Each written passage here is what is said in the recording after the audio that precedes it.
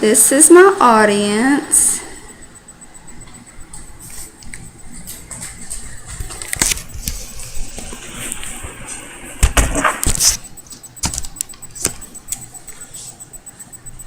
Hi, my name is Nikki Patterson, and I'm giving a speech over Photoshop, the negative effects, and some solutions. Photoshop can lead women to develop a negative body image in society that places a high value on attractiveness in the entertainment industry.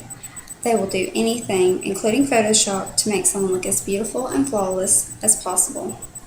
Doing this does not help people in normal society who see these magazines every day and wish they could be like these people. We see these perfect people, actors and models on magazine covers at the malls, grocery stores, and other places and think, if I just had that skin, if I just had those legs, if I had that flat stomach, then my life would be perfect. A Glamour magazine study of 300 women reveals that on average women have 13 negative body images per hour. Today you cannot read a magazine or turn on a TV without being assaulted with the message that fat is bad.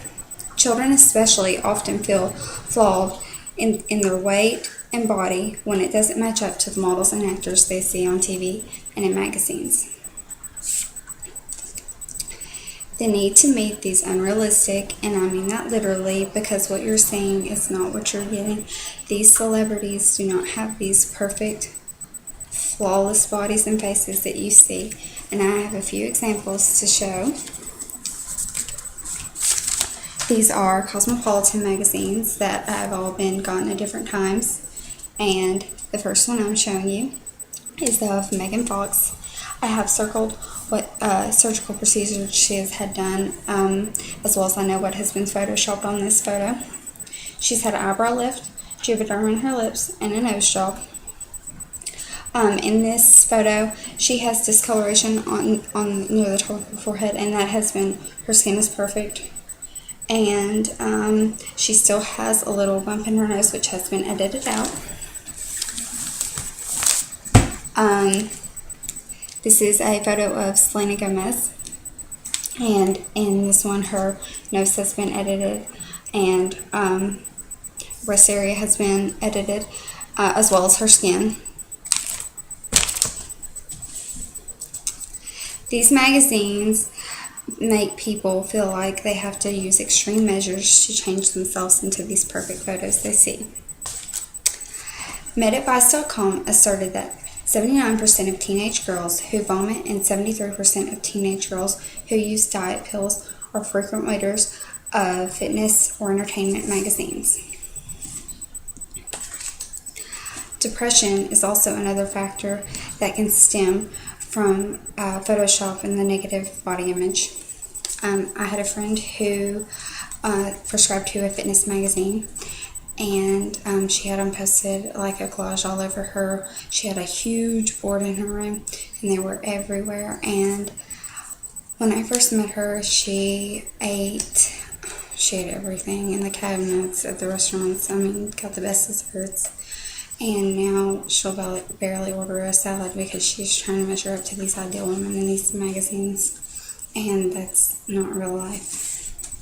And she became very sad, and she would wear t-shirts when she was swimming, and she was I think she started out at 125 pounds and got to 105, and that's when she decided to seek help, and luckily she got better. There are a couple of possible solutions that could be implemented to cut out the issue of Photoshop, and I know it might be impossible to cut out entirely, but just a little bit would help. Anything would help. The first one I chose was to do a primary boycott, which is the decision not to buy goods or services produced by a company whose policies you disagree with.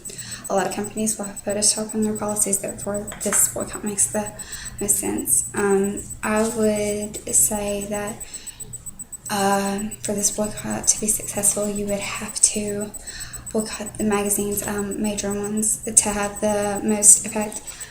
Cosmopolitan, Teen Vogue, People. If you cut out just those four, the industry would have to take notice and do something. And the solution I think that would do the best is getting the AMA, which is the American Medical Association, involved. I have another example, a visual aid. They first got involved with this year Photoshop when this came out, this ad for Ralph Lauren. This is the Photoshopped ad, and this is the actual model.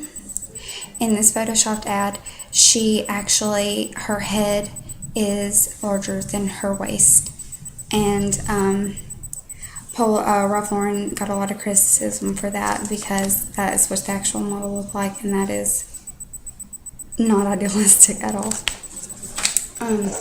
But getting the AMA involved is the solution that I think would work the best for this problem, having a medical association deem it unfit to use Photoshop.